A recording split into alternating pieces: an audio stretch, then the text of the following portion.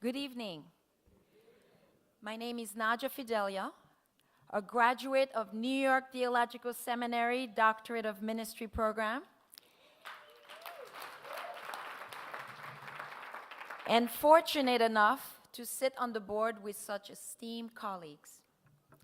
Tonight, I have the distinct pleasure of introducing a great man, who I am fortunate enough to call a friend, and who has dedicated his life to servitude, giving back to the community in many broad and diverse endeavors. Bill Milliken is the founder and vice chairman of Communities in Schools, Inc. He is one of the nation's foremost pioneers in the movement to give young people the help they need to graduate from high school and go on to rewarding lives. Bill Milliken's activism began in 1960 when he joined Young Life, an ecumenical youth organization.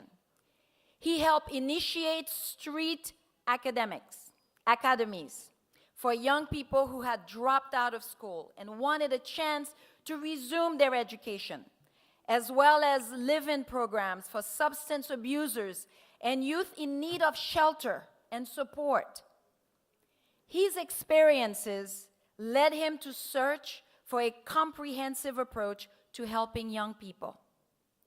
This search culminated in the 1970s with the development of a model program that repositioned existing community resources into schools. The Communities in Schools Network, which Bill Milliken led as president until May 2004. Communities in Schools is the nation's leading community-based organization, helping students achieve in school and prepare for life. Currently, the organization directly serves more than 1.26 million students.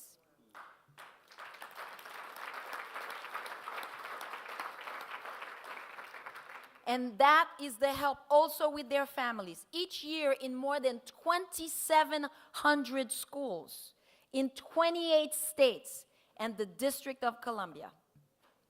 Bill Milliken, my friend, has served 3 U.S. presidents and has received numerous honors for his commitment to young people. Most recently, he was the recipient of the Visionary Ambassadors Award from Usher's New Look Foundation. Prior to that, he received the National Jefferson Award for Public Service, which is widely regarded as the Nobel Prize for outstanding community and public service. Bill Milliken serves on the boards of Leadership Foundations of America, Path North, and Communities in Schools of Northern Virginia. He is an author of 4 books: So Long, Sweet Jesus, Tough Love, The Last Dropout, Stop the Epidemic, and From the Rearview Mirror, Reflecting on Connecting the Dots. He received an honorary degree of Doctor of Human Letters in 2007 from Bard College. Please help me welcome on stage my friend, NYTS Urban Angel, Bill Milliken.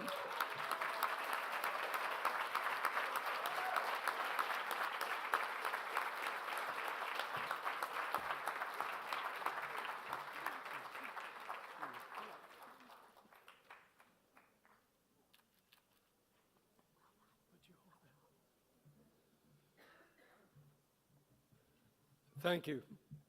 And it's a gift to be with you tonight. I've grown to have a lot of affection for this young lady, but also for Dale and how we're trying to partnership on some things. I admit it's especially important to me because when we had the street academies back in the 60s, I had the privilege of living in Harlem and the Lower East Side from 1960 to 71, and that's where I got my education. I always said God has a great sense of humor. That I'm getting this award tonight with my 3 freshman years of college, 2 of them from the University of Pittsburgh and 1 from New York University. and that God would have me involved in education and to be standing up here. When I was introduced to the faith back then, I didn't know the poems from the Psalms. And I'm definitely not a theologian. I'm not a minister. My bar degree was the first time I ever had a cap and gown on.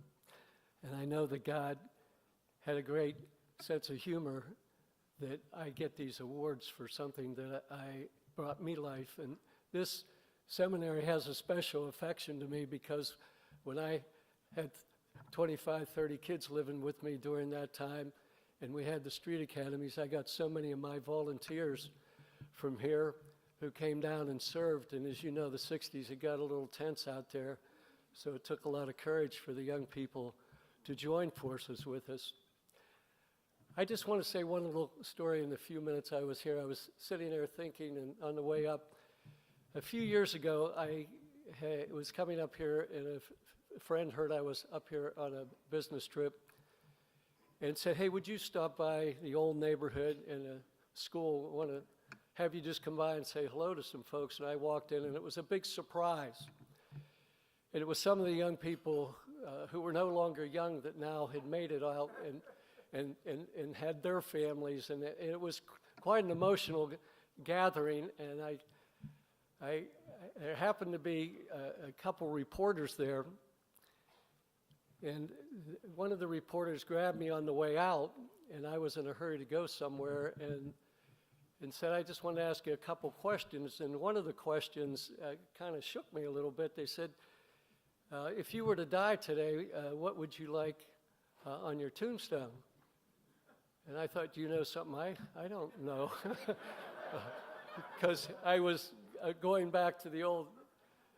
What they didn't know is I have a pilgrimage up here where I go to the Church of the Master, and that was real supportive of what we were doing. And the guy that moved into Harlem with me, I had been in trouble, and he had been put in heroin in his veins when we got introduced to Jesus and were set in a new way. And it was the first time either of us had any hope. And what we were trying to do is we made a life commitment to give the rest of our lives back so that young people wouldn't end up like a lot of our friends and like we almost ended up. And when she asked me that question, she didn't know I was going to lay roses on 12 kids who I buried and spoke at their funerals during those years. And I said I'd never quit. And I was going there, and Vinny died on a basketball court. And I laid one on him and said I didn't quit. And I said, you want to know what I want on my tombstone? It's relationships that change people, not programs.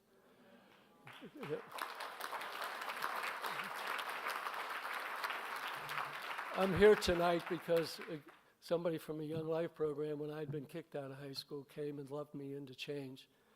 And I've testified many times in Washington that it isn't the program. A good program simply has created an environment where healthy relationships are happening between adults and children, that if a kid isn't turned on to living, they aren't going to get turned on to learning. And that's where we come into the thing, that we are so blessed by God, a God that has a sense of humor, that lets somebody come from my background with no degrees and be here with you tonight and to get these things.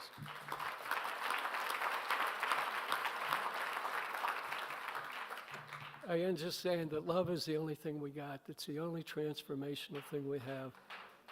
And that I had a chance a couple years ago to speak to all the attorney generals. My friends back in Pittsburgh that knew me thought they were all there to arrest me at once.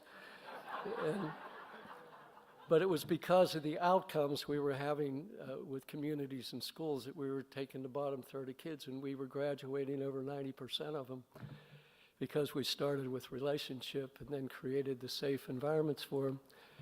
And when I was finished, I said, you'll never have me back here again. You never have nonprofits, but I believe I was supposed to be here. But let me leave you something where you don't have to spend all kinds of money on. I can tell you, Vinny and I were a symbol that God brought together, and we both met God at the same time and got on this path. As I said, Vinny was putting a needle in his arm. I was part of a group that was hurting people. And I said, hope is not a soft thing. Hope is what it's all about. If a young person doesn't have hope, they're going to do one of two things. They're going to do what Vinny did and put that needle in his arm, or hurt people like I did because we felt we didn't have any hope. There's millions of kids out there that don't have one adult in their life that believes in them. I get hope when somebody believes in me and was willing to walk through the valley of the shadow of adolescence and love me into change. And because of that, I'm with you tonight. Thank you.